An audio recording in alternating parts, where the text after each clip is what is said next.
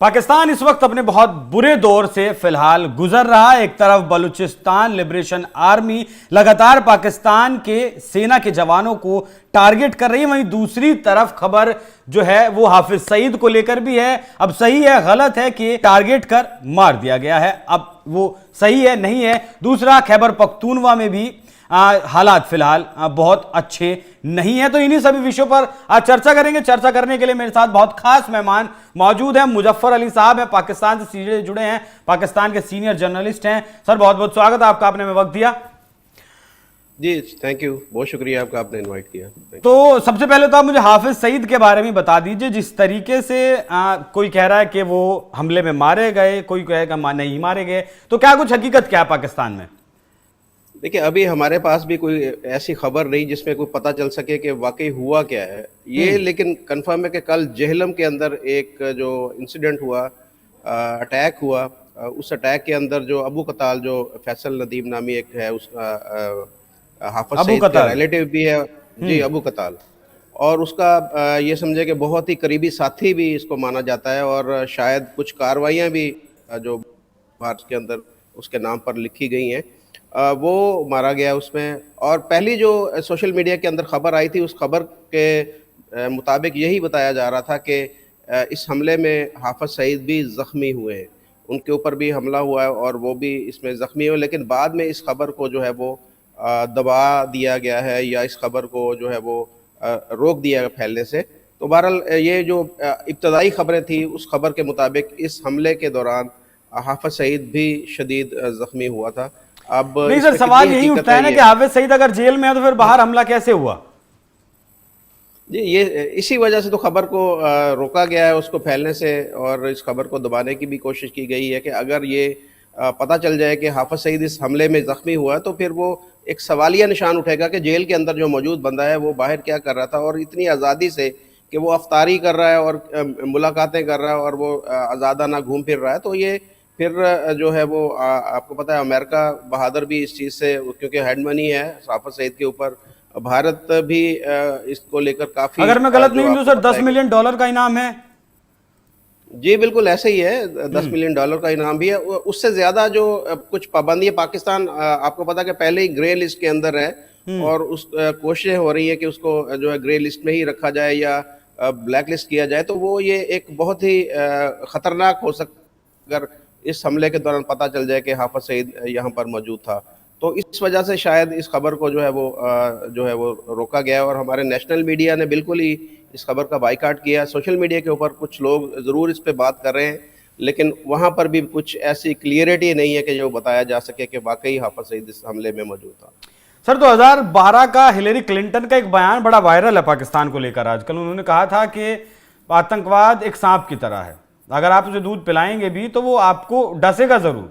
वही फिलहाल पाकिस्तान के साथ हो रहा है। अभी इंटरनेशनल आतंकवादी हाफिज सईद, उसके बाद भी वो अगर खुला घूम रहा है, तो ये मुझे तो नहीं लगता किसी भी सूरत हाल में सही होगा। नहीं, किसी भी सूरत हाल में ये सही नहीं, और बात सही है कि अगर इस तरह के लोगों को जो है हम सपोर्ट करेंगे, उनके बैक पर होंगे, तो वो कल को हमें ही डसेंगे। और जैसा कि हमने देखा कि टीटीपी के लोग जो हैं वो भी इस वक्त जिस तरीके से हमले करें खैबर पख्तूनख्वा के अंदर, मेरे ख्याल में पिछले कुछ 48 घंटे के अंदर 50 से ज़्यादा मुख्तलिफ जगहों पर हमले हो चुके हैं। और इसी तरीके से BLA हमें जो बलूचिस्तान के अंदर बार बार हर जगह पर टारगेट कर रही है।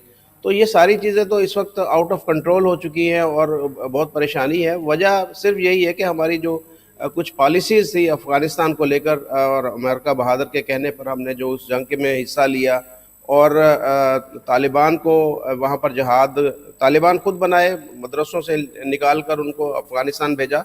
तो ये सारी चीज़ें अब हमें, तालिबान को तो पाकिस्तान ने बनाया ना। जी वही मैं बात कर रहा हूँ कि यही पाकिस्तान की उस वक्त गलती थी कि इन तालिबान को, इन मदरसों के जो स्टूडेंट थे उनको निकाल कर उनको जहाद पर भेजा, उनको मोटिवेट किया कि भाई आप जो है वो सोवियत यूनियन के खिलाफ लड़ें, ये जहाद है, और अगर आप वहाँ पर मारे जाते हैं तो आप शहीद हैं।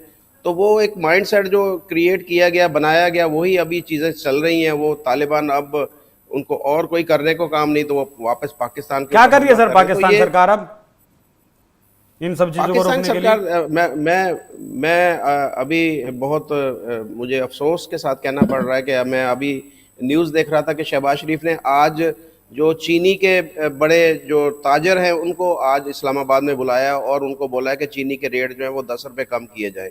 एक तरफ आपका पूरा मुल्क जल रहा है, खैबर पख्तूनख्वा जल रहा है, आपका बलूचिस्तान जल रहा है, आप बजाय ये कि आप उस पर सर जोड़े इकट्ठे हो बैठे और उसके ऊपर डिस्कशन करें कि इस चीज़ को कैसे कंट्रोल करना है। आपको फिक्र पड़ी है कि चीनी का रेट 10 रुपये नीचे कैसे लाना है। तो ये अभी भी हमारी हुकूमत, मैं देख रहा हूँ कि इस मसले को लेकर सीरियस नहीं है, ना ही हमारे डिफेंस मिनिस्टर इसके ऊपर कोई उनका कोई पॉजिटिव रिस्पांस हमने देखा है, ना ही हमारे जो प्राइम मिनिस्टर हैं, ना ही प्रेसिडेंट, कोई भी किसी को फिक्र ही नहीं कि जो एक एक दिन में दर्जनों हमले हो रहे हैं। ये भी नहीं कि एक अटैक हो गया उसमें कुछ लोग मर गए। तो अभी तो हालात ऐसे हैं कि हमें पता ही नहीं चल रहा कि कब कोई खबर आ जाए कि वहाँ पर अटैक हुआ, कब कोई खबर आ जाए। हर जो डिस्ट्रिक्ट है खैबर पख्तूनख्वा का या बलूचिस्तान का, उसके अंदर इस तरह की कार्रवाइयाँ हो रही है, लेकिन हुकूमत अभी भी सो रही है। उसको होश के नाखन लेने चाहिए कि वो उसके ऊपर फौरी तौर पर कोई कौमी सलामती की कोई कमेटी का इजलास बुलाया जाए या कुछ वो सर जोड़े बैठे कि किस तरीके से इनको कंट्रोल करना है। तो ये तो अभी भी इनको कोई फिक्र नहीं, परेशानी नहीं है। सर, आपके सांसद फजलुर रहमान का एक बयान बड़ा वायरल है इन दिनों। उन्होंने संसद में कहा था कि बलूचिस्तान के 5-7 जिले अगर अलग हो जाएं जितनी जल्दी हो सके आप पाकिस्तान से, तो कोई बहुत ज्यादा हैरानी की बात नहीं होगी। क्या पाकिस्तान की सरकार को, आर्मी को इस चीज का अंदाजा नहीं था? देखिए, अंदाज़ा तो था ये इन सारी चीज़ों का कि जो BLA ने जिस तरीके से वहाँ पर बलूचिस्तान के अंदर हथियार उठाए हुए हैं, वो सारी चीज़ें तो उनकी डिमांड यही है कि वो स्टेट के ख़िलाफ़ है और वो चाहते हैं कि वो इंडिपेंडेंट बलूचिस्तान के लिए वो तहरीक चला रहे हैं।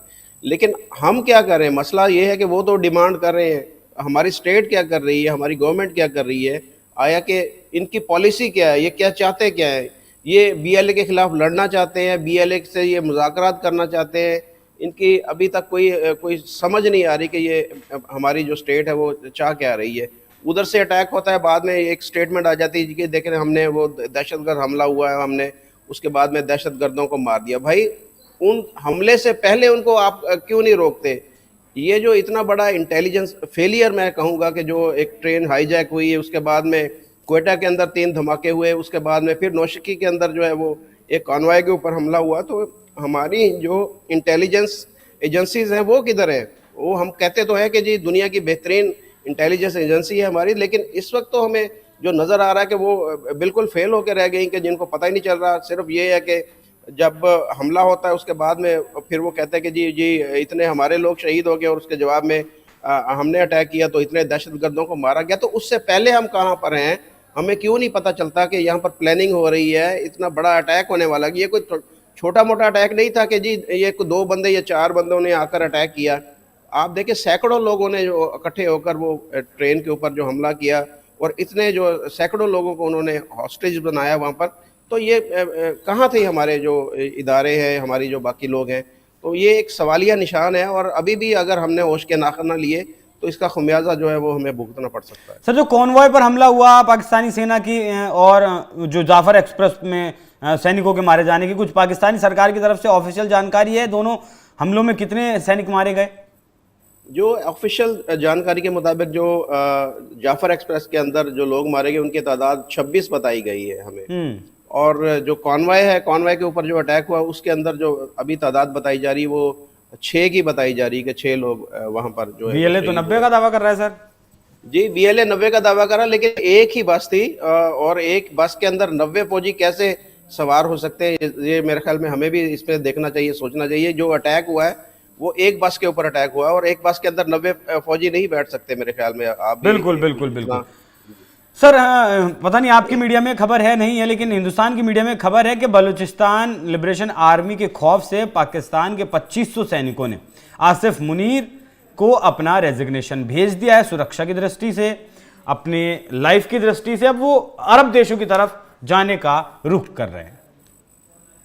देखिए, मैं माजरत के साथ यहाँ पर कहूँगा कि हमारा जो इंडियन मीडिया है वो बहुत ज़्यादा ये हाइप क्रिएट कर रहा है। देखिए, मसला हुआ है बहुत, कोई छोटा मसला नहीं। ट्रेन हाईजैक होना या ये कॉन्वॉय के ऊपर अटैक होना बहुत बड़ा मसला है, लेकिन इसको जिस तरीके से प्रोजेक्ट किया जा रहा है, उस चीज़ को जिस तरीके से बताया जा रहा है कि ये बहुत, मैं समझता हूँ कि बहुत बड़ा एक सानेहा है, बहुत चीज़ें हैं, लेकिन कुछ एक चीज़ एक लिमिट से भी हमारा मीडिया जो है वो क्रॉस कर रहा है। अब ये खबर सर, पाकिस्तानी मीडिया की तरफ से सीधा सीधा भारत पर आरोप लगाए जाते हैं ना।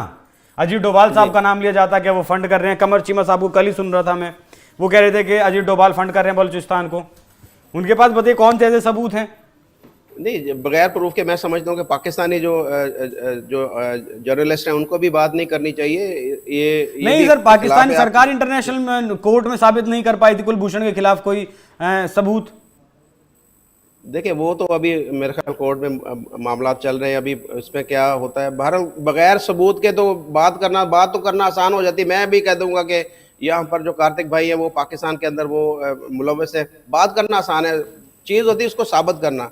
तो ये साबित करना चाहिए। अगर पाकिस्तान ब्लेम करता है, जैसे कि पहले जैसे ही अटैक हुआ ट्रेन के ऊपर, तो पाकिस्तान की तरफ से फौरी तौर पर जो रद्द अमल आया वो यही बताया गया कि जी अफगानिस्तान इसके अंदर इन्वॉल्व है, अफगानिस्तान से ही इनको डायरेक्शन मिल रही है।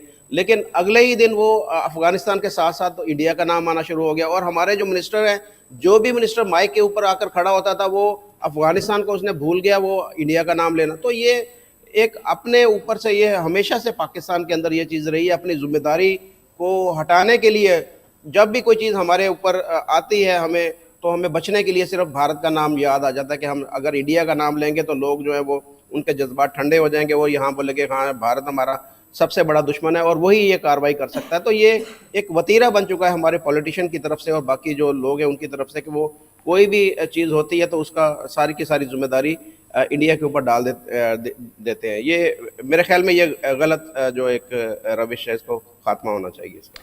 सर आप लंबे वक्त से उस पेशे में हैं, पत्रकारिता लंबे वक्त में पाकिस्तान से करें, मैं आपका नजरिया जानना चाहता हूं कि जिस तरीके से बलूचिस्तान को सेना के दम पर पाकिस्तान में मिलाया गया था, आज जो बलूचिस्तान की मांगे हैं, आज जिस तरीके से बलूचिस्तान के नौजवान गायब हो रहे हैं, बलूचिस्तान में खाने के लिए दाने नहीं है, रोजगार नहीं है, उनकी मांगे जायज हैं या नाजायज हैं? देखिए पहले वो मैं आपका पहला जो सवाल है उसका जवाब नहीं दे पाया। जो 2500 आपने सैनिकों का बोला जी, 2500 सैनिक आसिम मुनीर को उन्होंने जी। अच्छा ये बताएं मुझे कि आर्मी चीफ को कौन इस्तीफा भेजेगा, रेजिग्नेशन कौन भेजेगा? ये कोई ऐसी चीज होती है कि आर्मी चीफ को एक आम फौजी अगर वो इस्तीफा देना चाह रहा है तो वो आर्मी चीफ को भेजेगा? तो ये बात पहले ही बनती नहीं है। नहीं, चिट्ठी लिखना और है, इस्तीफा भेजना एक और चीज है। वो अपने मुतल्लिका जो डिपार्टमेंट है उनका जो वहां पर वो इस्तीफा देंगे। और ऐसी कोई खबर भी तक हमारी नजर से नहीं गुजरी। अब पता नहीं कि पाकिस्तान के बारे में हमसे ज्यादा आप लोगों के पास खबरें कैसे पहुंच जाती, ये मुझे समझ से बाहर है। अभी पाकिस्तानी मीडिया जो जाफर एक्सप्रेस की कुछ खबरें दिखा नहीं रहा था, लेकिन इंडियन मीडिया के ऊपर वो AI से वीडियोस भी बन गई और वो थंबनेल भी ऐसे बन गए कि हम तो डर के खौफ के मारे हमने कहा पता नहीं इतना बड़ा सानेहा क्या हो गया। लेकिन सानेहा था, लेकिन हमसे पहले आप तक खबर कैसे पहुंच जाती है, ये मैं अभी तक इस चीज को लेकर काफी परेशान सर ये तो ISI को पता बता करना चाहिए ना, इसके लिए तो जिम्मेदार ISI है। फिर देखिए मुझे तो लगता है कि ये सारे के सारे जो मीडिया चैनल्स हैं ये वहाँ पर जो है वो ऑपरेट कर रहा है। मुझे तो ऐसा ही लग रहा है कि वो आपके पास हमसे ज़्यादा जानकारी होती है वहाँ पे। ठीक है सर, ये तो मैं बलूचिस्तान बाकी बलूचिस्तान की आपने बात की। देखिए बलूचिस्तान के वाकई इश्यूज हैं और आज से नहीं है ये मसला जो है वो शुरू हुआ। पहले तो प्रॉब्लम देखे चल रही थी, जैसे आपने पहले बोला कि इसको जिस तरीके से शामिल किया गया था पाकिस्तान से, और उसके बाद में जब अकबर बुगटी को मारा गया, मुशर्रफ के जो एक डॉक्टर का केस था, उसके ऊपर जो है वो एक मेजर थे, उनके ऊपर इल्ज़ाम था कि उन्होंने उनके साथ रेप किया। तो उसको लेकर बात चली, बाल बढ़ी और वो नाराज़ होकर पहाड़ी पर चले गए और उनको फिर वहाँ पर जो बुगटी को जिस दिन मारा गया उस दिन से ही ये समझे कि ये वहाँ का नौजवान जो था वो नाराज़ हो गया। उन्होंने कहा कि ये अब हमारे खिलाफ जो जिस तरीके से इन्होंने कार्रवाई की है उसका हम इंतकाम लेंगे। और बात बढ़ती बढ़ती आज ये हालात हो गए हैं कि वहाँ पर जो मिसिंग पर्सन का इशू था उससे हमारी स्टेट ने, हमारी गवर्नमेंट ने बात करने से सही तरीके से इनकार कर दिया। और बाज़ दफ़ा ऐसे मौके भी आए कि जब एक मौका होता था कि टेबल के ऊपर आप बैठकर उनसे बात करें, हमने उनसे बात करना गवारा नहीं किया। हमने देखा कि महारंग बलोच जब इस्लामाबाद आई तो वहाँ पर भी हमारी जो ऑफिशियल थे, गवर्नमेंट ऑफिशियल या कोई भी लोग थे, उन्होंने उनसे मिलने से इनकार किया, बल्कि उनके ऊपर ठंडे पानी जो औरतों और बच्चों के ऊपर फेंका। तो ये ज्यादती थी। तो अभी देखें उनके मेन डिमांड क्या है। मेन चीज़ें ये है कि एक तो वो रिसोर्सेज की बात करते हैं कि हमें जो बलूचिस्तान के रिसोर्सेज हैं उन पर उनकी जो रॉयल्टी है वो मिलनी चाहिए। उसके बाद में वो कहते हैं डेवलपमेंट की बात करते हैं, वो सारी चीज़। देखें अब जो 18वीं तरफ पाकिस्तान में उसके तहत जो हर सूबा जो है उसको उसके हकूक जो है वो बराबर मिलते हैं। पंजाब की जितना एक हिस्सा है उतना ही हिस्सा बलूचिस्तान का है। लेकिन मेन प्रॉब्लम क्या है कि अभी जो हुकूमत वहाँ पर बनाई गई है वो एक इलेक्टेड गवर्नमेंट नहीं है, इलेक्टेड हुकूमत नहीं है, वो एक सिलेक्टेड हुकूमत है। बल्कि इससे भी आगे कहा जाए तो वो एक खरीदी हुई, वहाँ के लोगों ने खुद खरीद कर उस हुकूमत को बनाया। तो जब ऐसी हुकूमत बलूचिस्तान की होगी तो वो हुकूमत को कभी भी, जी मैं बलूचिस्तान की हुकूमत की बात कर रहा हूँ। वहीं के बलूचिस्तान के लोगों अंदर ने इस वक्त खरीद जो कर हुकूमत, बनाया, मतलब ये है कि इस वक्त वहाँ के जो मेंबर ऑफ पार्लियामेंट हैं उन्होंने वहाँ पर सीट्स की बोलियां लगती हैं और करोड़ों रुपए में वो एक एक सीट को खरीदा जाता है। तो वो वोट डालने का तो मकसद ही कोई नहीं, फिर वो आपकी सिलेक्शन होती है, इतने पैसे दिए और आप मेंबर ऑफ पार्लियामेंट बन गया। तो इस तरीके से वहाँ की हुकूमत बनी है। तो वहाँ उन लोगों का, तो वहाँ के जो मेंबर ऑफ पार्लियामेंट है उनका, जो वहाँ के लोग हैं उनसे कोई कनेक्शन ही नहीं है। तो वहाँ के जो जेन्युइन लोग हैं वो तो अभी भी बाहर बैठे हैं, उनको जो है वो नुमाइंदगी नहीं मिल रही है उनसे।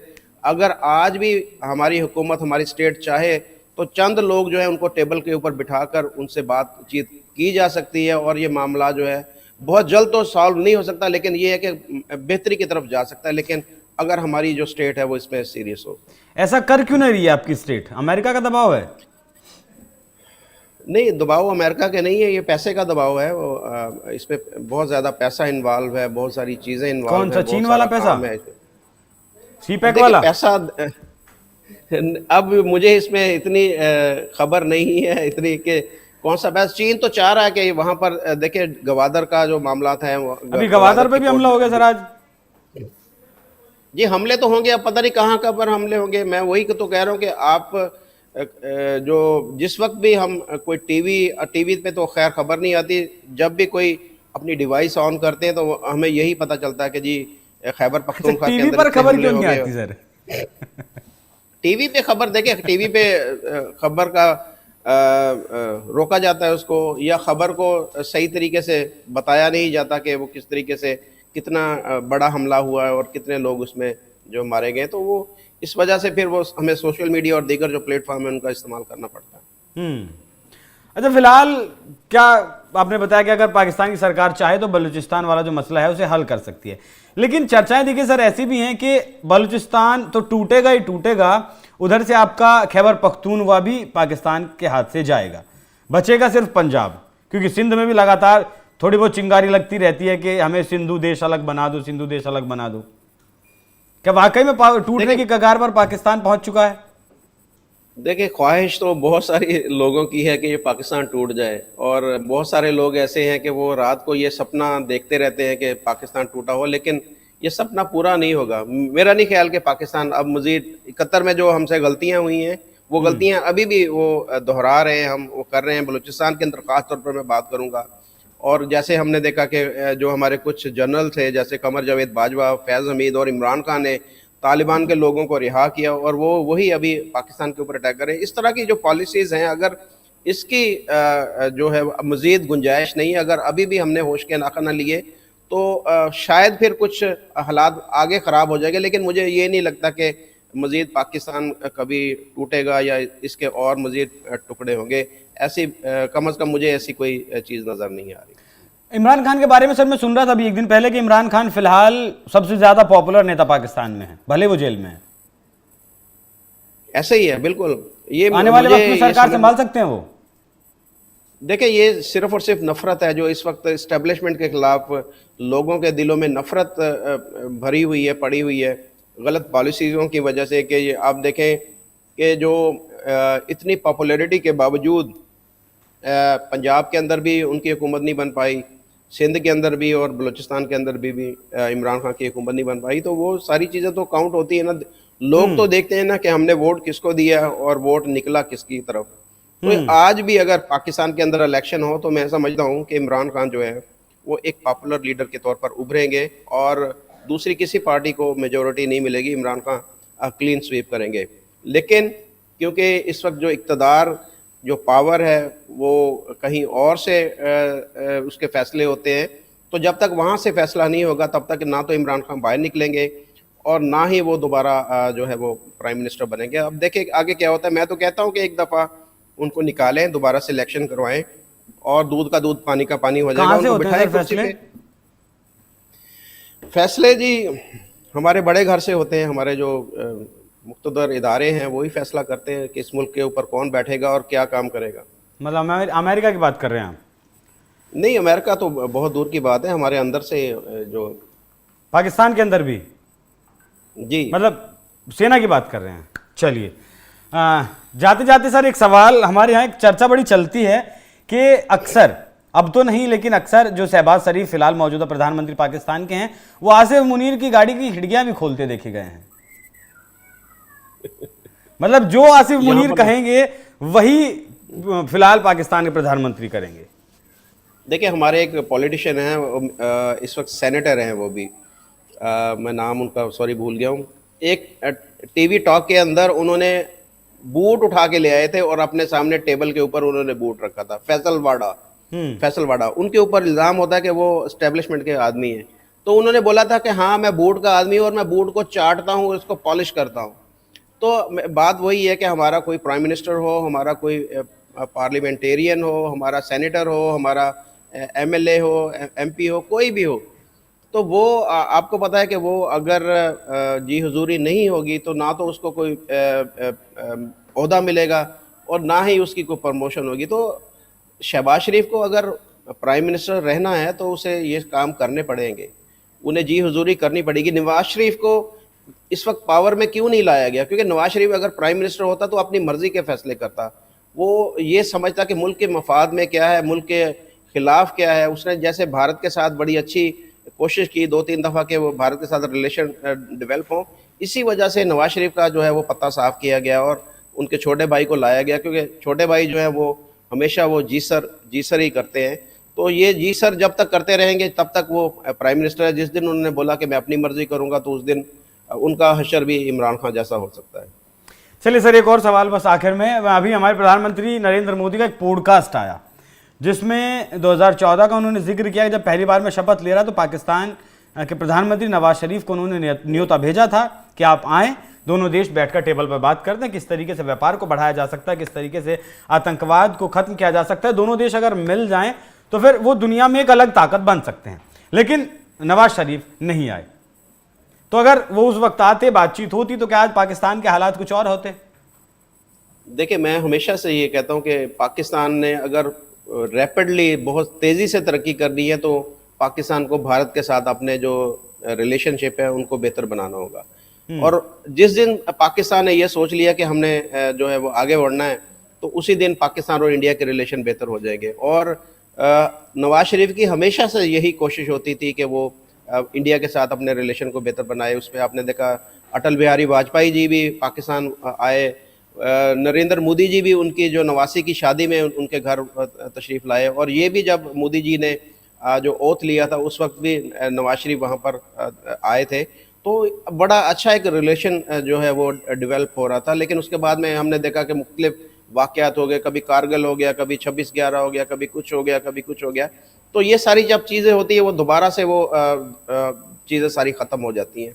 तो कुछ ऐसी ताकतें, कुछ ऐसी क़ुव्वतें हैं कि जो नहीं चाहती, उसमें कुछ इंटरनेशनल मैं पावर भी समझता हूँ कि वो भी नहीं चाहती कि पाकिस्तान और इंडिया के रिलेशन बेहतर हो। तो वो सारी चीज़ों को हमें देखना पड़ता है कि क्या होगा। अगर मैं समझता हूँ कि आज भी नवाज शरीफ की मर्ज़ी से हमारे जो फॉरेन अफेयर्स है वो उनको हैंडल किया जाए तो पाकिस्तान और इंडिया के रिलेशन भी बेहतर हो जाएंगे और जो खित्ते के अंदर कुछ चीज़ें इस तरह की चल रही हैं उनको भी बड़े अच्छे तरीके से हम टैकल कर सकते हैं। लेकिन मसला वही है कि नवाज शरीफ जब पावर में आएगा उसने जी हुजूरी नहीं करनी, उसने अपनी मर्ज़ी के फ़ैसले करने हैं और वो चीज़ जो है हमारे जो इदारे हैं उनको मंजूर नहीं है।